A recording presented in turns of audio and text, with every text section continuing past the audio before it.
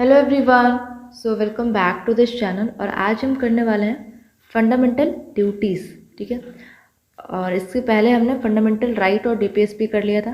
ठीक है। कुछ भी करने से पहले कुछ बातें करते हैं। पीडीएफ के लिए टेलीग्राम चैनल पे चले जाना, वहाँ पे सारा पीडीएफ प्रोवाइड करवा दिया गया है। और अगर वीडियो पसंद आए, वीडियो अगर समझ में आ जाए तो प्लीज़, कोई ज़बरदस्ती नहीं है, लेकिन प्लीज़ लाइक कर देना। ठीक है। अगर वीडियो हेल्पफुल है तो प्लीज़ ओके। और कमेंट करके ज़रूर बताना, और कोई डाउट हो तो भी कमेंट करके वहाँ पे मुझसे पूछ सकते हो। ओके। चलो, इसके पहले हमने क्या किया था, हमने फंडामेंटल राइट और डीपीएसपी किया था। सबसे पहले पार्ट 1 में हमने क्या करा था, union and it's territory. Part 2 में हमने क्या करा था, citizenship. Part 3 fundamental right. Part 4 DPSP and part 4A is fundamental duties. देखो, उप्स, ये पार्ट 4A में है। इसका मतलब क्या है कि इसको जोड़ा गया है। जब कॉन्स्टिट्यूशन बना था तब ये नहीं था, फंडामेंटल ड्यूटीज़ तब नहीं था, इसको जोड़ा गया है। जहाँ भी क्लॉज आ जाए A B ऐसा कुछ, तो समझ रहा है वहाँ पे अमेंडमेंट के थ्रू उसको ऐड किया गया है कॉन्स्टिट्यूशन में। ठीक है। तो इसको ऐड किया गया था इंदिरा गांधी के टाइम पे। और इसको ऐड कौन से अमेंडमेंट के थ्रू किया गया फंडामेंटल ड्यूटीज़ को, 42nd अमेंडमेंट 1976। याद कैसे करोगे, 4 to 6, लास्ट में यहाँ पे भी 6 है। ठीक है। तो 42nd अमेंडमेंट 1976 अमेंडमेंट के थ्रू फंडामेंटल ड्यूटीज़ ऐड किया गया है। और उसको ऐड करने के लिए कौन सा रिकमेंडेशन, किसने रिकमेंड किया था, कौन से कमेटी ने, स्वर्ण सिंह कमेटी ने किया था। स्वर्ण सिंह कमेटी ने। इसका नाम स्वर्ण सिंह कमेटी इसलिए है क्योंकि इसके जो हेड थे उनका नाम था स्वर्ण सिंह। 10 पीसेस यहाँ पे समझ लो, 10 फंडामेंटल ड्यूटीज़। ठीक है। तो वैसे तो 8 रिकमेंड किया गया था, रिकमेंड इन्होंने 8 किया था, लेकिन 10 ऐड हुआ था। लेकिन ज़रूर 8 इन्होंने रिकमेंड किया था, लेकिन 8 में से सारा नहीं इन्होंने लिया था। 8 इन्होंने रिकमेंड किया था, लेकिन सारा नहीं इसमें से लिया गया था, कुछ और लिया गया था। सब मिला कर 10 हुआ है। ये नहीं कि इनका 8 ले लिया गया है, 2 अपनी तरफ से जोड़ा गया, ऐसा नहीं है। ठीक है। 8 ये इन्होंने दिया, इसमें से कुछ लिया गया 8 में से, और कुछ अलग से ऐसा जोड़ के इसमें टोटल 10 फंडामेंटल ड्यूटीज़ को ऐड किया गया था 42nd अमेंडमेंट के थ्रू। तो ये आ सकता है क्वेश्चन कि पहले कितना रिकमेंड किया गया था, तो 8। और 2 ऐसे फंडामेंटल ड्यूटीज़ हैं, मतलब है नहीं, वो रिकमेंड किया गया था स्वर्ण सिंह कमेटी के द्वारा, 2 गो और, मतलब 8 में ही वो आएगा जिसको नहीं लिया गया था। तो ऐसा आता है क्वेश्चन में कि ये वाला जो फंडामेंटल ड्यूटीज़ जो कि नहीं बनाया गया फंडामेंटल ड्यूटीज़, इसको किसने रिकमेंड किया था। तो वो दोनों कौन थे, कौन कौन था। एक था टू पे टैक्स, इसको भी रिकमेंड किया गया था स्वर्ण सिंह कमेटी के द्वारा कि इसको फंडामेंटल ड्यूटीज़ बनाना चाहिए, लेकिन नहीं बनाया गया इसको, ये फंडामेंटल ड्यूटीज़ में नहीं है अभी। दूसरा क्या था, पनिशमेंट। जैसे कि फंडामेंटल राइट के लिए है ना पनिशमेंट, अगर फंडामेंटल राइट को कोई वायलेट करता है तो जाओगे केस, कोर्ट जा सकते हो। तो सेम यहाँ पे दिया गया था, एक तो टू पे टैक्स, दूसरा पनिशमेंट अगर कोई फंडामेंटल ड्यूटीज़ को ओबे नहीं करता है तो। इसीलिए, लेकिन ये दोनों में से फंडामेंटल ड्यूटीज़ में ऐड नहीं किया गया था। ठीक है, ऐड नहीं किया गया, इसको ध्यान रखना, ये ऐड नहीं है। ओके। लेकिन क्वेश्चन में ये आ सकता है कि पनिशमेंट जो फंडामेंटल ड्यूटीज़ में ऐड करना था, कौन से कमेटी ने कहा था। ठीक है, समझ गया। तो अभी प्रेजेंट में कितने हैं फंडामेंटल ड्यूटीज़, 11 हैं। यहाँ पे तो 10 ही लिखा हुआ है 42nd अमेंडमेंट के थ्रू। तो 11th जुड़ा था, ये जुड़ा था 86th अमेंडमेंट के through. 11th fundamental duties 86th amendment के थ्रू जुड़ा था 2002 में। अब 86th अमेंडमेंट कुछ सुना सुना भी लग रहा होगा तुम्हें कि हमने इसे टीपीएस पे भी पढ़ा है और फंडामेंटल राइट में भी पढ़ा है ना। तो और यहाँ पे भी पढ़ रहे हैं। तो 86th अमेंडमेंट के थ्रू फंडामेंटल ड्यूटीज़ 11th वाला जोड़ा गया था, कौन सा, आर्टिकल 51A का के। देखो, फंडामेंटल ड्यूटीज़, पूरा फंडामेंटल ड्यूटीज़ एक ही आर्टिकल में आता है, वो आर्टिकल है 51A। 51 तो हम लोग डीपीएसपी तक था, 51 तक डीपीएसपी तक था। ठीक है, 51A से फंडामेंटल ड्यूटीज़ है। अब पूरा और जो 11 का 11 पॉइंट्स है, सारा 51A में ही है। तो इसको सब क्लॉज करेंगे, 51A का A, 51A का B, 51A का C, ऐसे करते करते 51A का K, 11 कंप्लीट हो गया। ठीक है, तो ये याद रखना कि 11th वाला जो था वो 86th अमेंडमेंट के थ्रू जोड़ा गया था। ये सब तो याद रखना है, ये सब बहुत इंपॉर्टेंट है ये वाला। Fundamental duties have ethical, social and economic significance. ठीक है, जैसे कि फंडामेंटल ड्यूटीज़, फंडामेंटल राइट से क्या मिला, पॉलिटिकल डेमोक्रेसी। डीपीएसपी से क्या मिला, तो सेम फंडामेंटल ड्यूटीज से क्या मिला, एथिकल, सोशल और इकोनॉमिक सिग्निफिकेंस एक मिलता है, सोशल बेसिस पे, एथिकल बेसिस पे, और इकोनॉमिक सिग्निफिकेंस एक मिलता है, ठीक है, फंडामेंटल ड्यूटीज से। इस लाइन को ध्यान रखना और याद रखना, लेकिन ये तो कॉन्सेप्ट है, ये याद भी रहेगा। चलो अब देखते हैं कि फंडामेंटल ड्यूटीज़ है कौन कौन से। उससे पहले एक और कमेटी देखना, एक कमेटी और है, justice Verma committee. Justice Verma committee, इसको बोलते हैं जेएस कमेटी भी बोलते हैं शॉर्ट में। ये आया था 1999 में, मतलब ये कमेटी बना था 1999 में, और इसने अपना रिपोर्ट दिया था 2000 में। 1999 बस कमेटी बनना, ये याद रखना। और इसमें जस्टिस वर्मा कमेटी में क्या था कि ये क्यों बनाया गया था justice Verma committee, to teach, फिर से लिखते हैं, टू टीच करने के लिए फंडामेंटल ड्यूटीज़ को टीच करने के लिए बनाया गया था। मतलब फंडामेंटल ड्यूटीज लोग जाने, उसके बारे में लोग समझे जाने, तो एक तरीके से फंडामेंटल ड्यूटीज़ को प्रमोट करने के लिए, उसके अवेयरनेस के लिए इसको बनाया गया था। और भी चीज़ें हैं जस्टिस वर्मा कमेटी में, जैसे कि कुछ फंडामेंटल ड्यूटीज़ को बाद में ऐसा लॉ भी बनाया जा सकता है जिस पे पनिशमेंट दिया जाएगा अगर तोड़ेगा कोई। तो अभी तो कोई लॉ नहीं है, अभी कोई तोड़ेगा तो कुछ नहीं होगा किसी को, लेकिन इन फ्यूचर बनाया जा सकता है। तो ठीक है, ऐसा लिखा हुआ जस्टिस वर्मा कमेटी में, ये सब अंडर आ जाएगा। मेनली याद रखना है, जस्टिस वर्मा कमेटी में फंडामेंटल ड्यूटीज़ को टीच करने के लिए लाया गया है, ठीक है। चलो अब इसको देखते हैं। फंडामेंटल ड्यूटीज आर्टिकल 51A में है, ठीक है। और उसके बाद ये सब क्लॉज है उसका, A B C D, तो इसलिए सबके आगे अगर लिखना हो तो 51A B लिख देना, फिर 51A C लिख देना, 51A D लिख देना, ठीक है। सबके आगे 51A लिखा हुआ है, सबके आगे 51A लिखा हुआ है, अपनी मन की आंखों से उसे तुम देख लेना। चलो 51A के ए में है, चलो सिर्फ ए बोलेंगे। Abide constitution, flag and anthem, मतलब इसमें कॉन्स्टिट्यूशन को रिस्पेक्ट करना है, उसका पालन करना है, रिस्पेक्ट करना है, उसका आदर करना है, फ्लैग का रिस्पेक्ट करना है, आदर करना है, एंथम जो नेशनल एंथम है हमारा उसकी रिस्पेक्ट करनी है, उसका आदर करना है, और उसका पालन ये सब करना है, ठीक है। इसमें बस ये लिखा, कॉन्स्टिट्यूशन, फ्लैग और एंथम को हमें रिस्पेक्ट देना है, ये हमारा फंडामेंटल ड्यूटीज़ है। इसको कैसे याद करोगे, ए से एंथम में याद कर लेना, ए से एंथम में, एंथम आ जाएगा तो फिर सब आ जाएगा अपने में, ए से एंथम, ठीक है।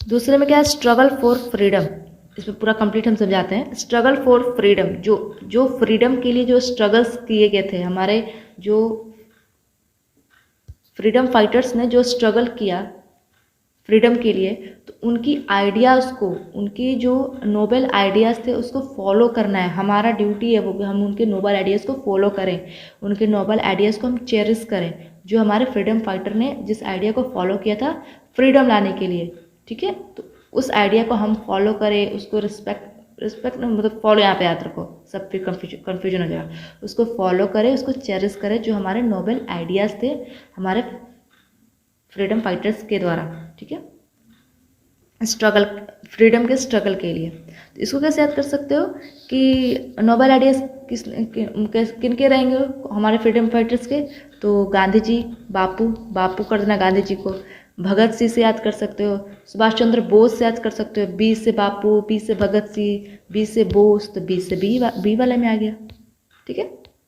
सी से sovereignty, unity and integrity, sovereignty होनी चाहिए, मतलब फंडामेंटल ड्यूटीज़ है हमारा, यूनिटी हमारे हमें एकता में रहना है, ये हमारा फंडामेंटल ड्यूटीज़ है, इंटेग्रिटी ये सब होना चाहिए, मतलब फंडामेंटल ड्यूटीज़ है हमारा।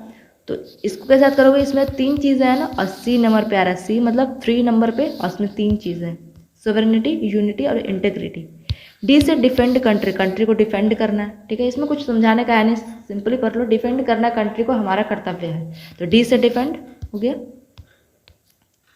फिर आ जाओ ई से हारमोनी, ब्रदरहुड, इसमें हारमोनी शांति बना के रहना है, ब्रदरहुड मतलब भाईचारा वाला, हमें भाईचारा के साथ रहना हमारा ड्यूटीज़ है।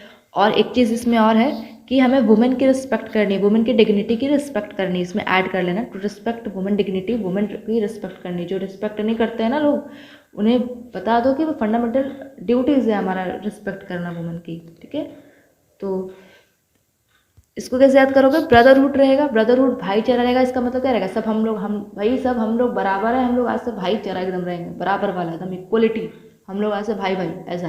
तो इक्वलिटी आ जाएगा, ई से इक्वलिटी कर लेना, और इक्वलिटी जहाँ रहेगी तो वहाँ भाईचारा ही रहेगा, है ना। तो ऐसे ई से इक्वलिटी, ई से इक्वलिटी से भाईचारा वाला कर लेना। और ई से करेंगे, सॉरी हाँ एफ बच गया ना, एफ से करेंगे हेरिटेज। हेरिटेज को प्रिजर्व करना है, हेरिटेज को वैल्यू करना है, जो हमारे हेरिटेज है, हेरिटेज क्या, किले जो हमारे हैं, हमारे जो मॉन्यूमेंट्स हैं, है ना, उसको प्रिजर्व करना है, उसको वैल्यू करना है, वो सब। तो हेरिटेज में क्या आ जाएगा, किला वगैरह, है ना। तो किला को क्या बोलते हैं, फोर्ट बोलते हैं।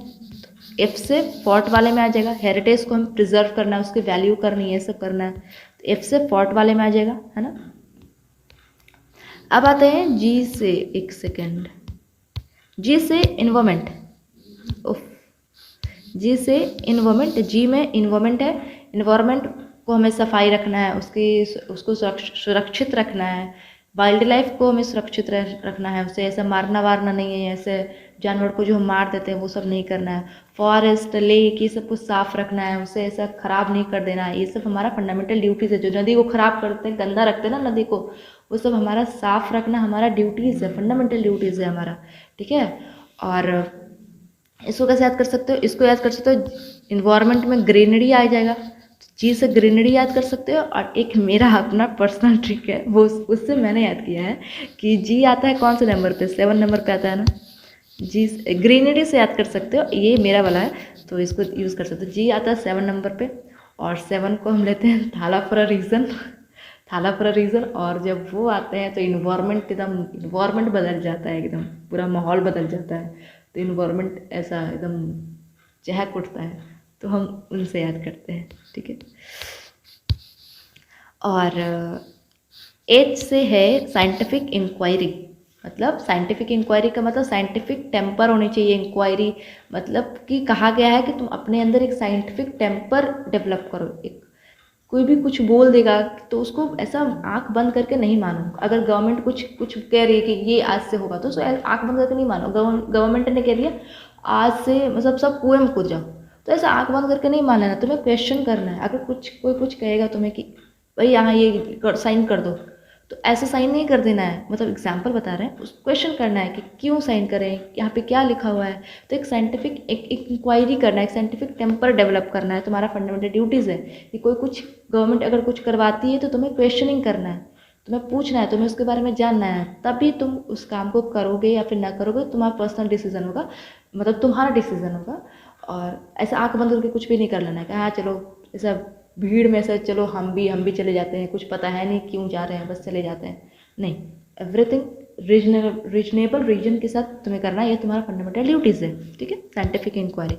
एच से कैसे याद करेंगे, एच से याद कर सकते हैं कि एक सेकेंड, इससे ऐसे याद करो, साइंटिफिक इंक्वायरी होगा, मतलब ऐसे बोलो कि हम लोग आज से साइंटिफिक इंक्वायरी करेंगे। अब हम लोग कुछ भी प्रॉब्लम, कुछ भी कोई गवर्नमेंट बोलेगी, हम साइंटिफिक इंक्वायरी होगा आज से, ऐसा मन में एक फ्रेज बोल लो कि आज से साइंटिफिक इंक्वायरी होगा।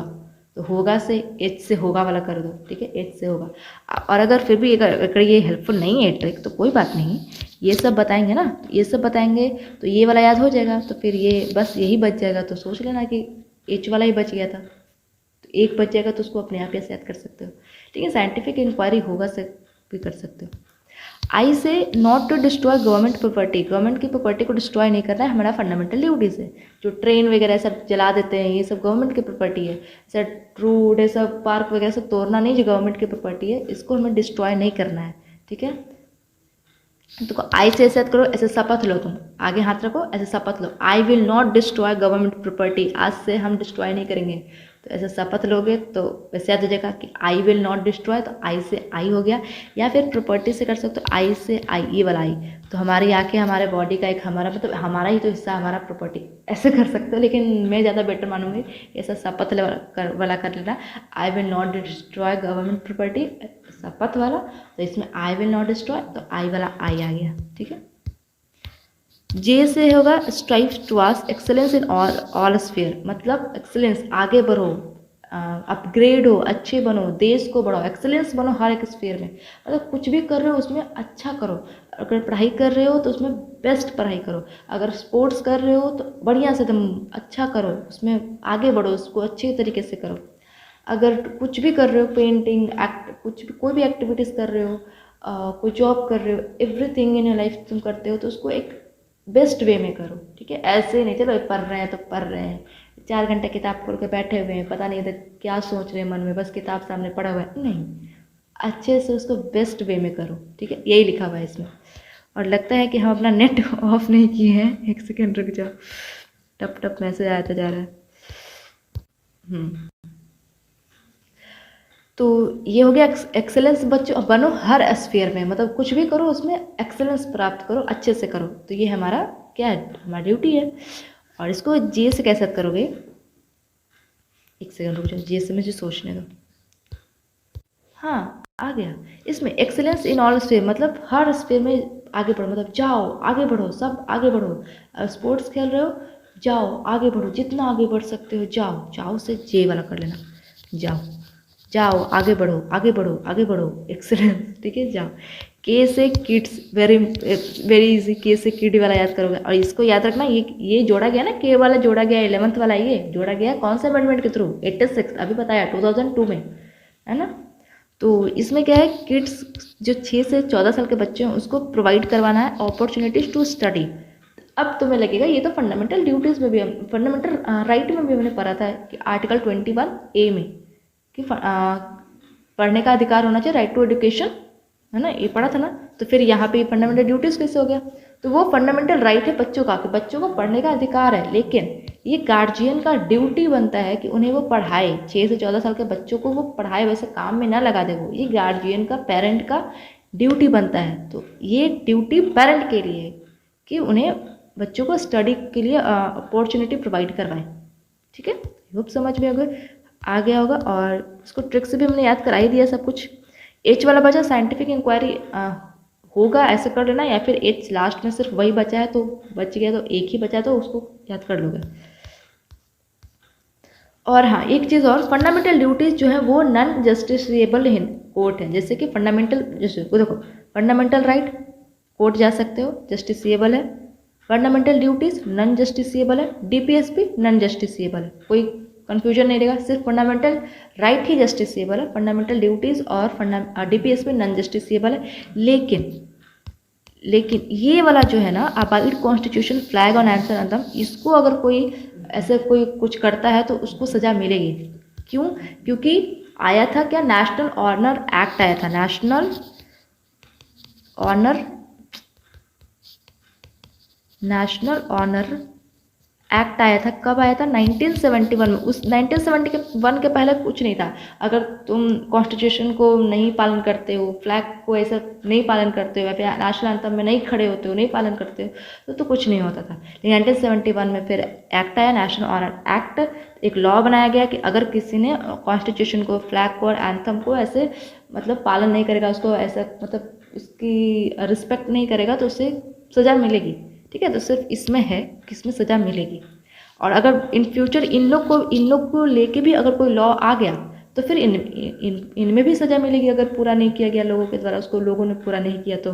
समझे, अभी सिर्फ इसमें आई है, इन फ्यूचर आ सकती है, उसमें भी और में भी आ सकती है। ठीक है, तो ये समझ आ गया 1971 में। और फंडामेंटल ड्यूटीज़, एक और बात क्या है, फंडामेंटल ड्यूटीज जो है वो ओनली फॉर इंडियंस है, ओनली फॉर इंडियन सिटीजन। जैसे कि फंडामेंटल राइट में क्या था, कुछ फंडामेंटल राइट सिर्फ इंडियन के लिए थे, और कुछ फंडामेंटल राइट इंडियन और फॉरेनर दोनों के लिए थे। लेकिन फंडामेंटल ड्यूटीज जो है वो सिर्फ इंडियन सिटीजन के लिए, फॉरेन सिटीजन के लिए नहीं है। और ये बताओ कौन कौन से फंडामेंटल राइट ऐसे थे जो सिर्फ इंडियन सिटीजन के लिए थे, याद है?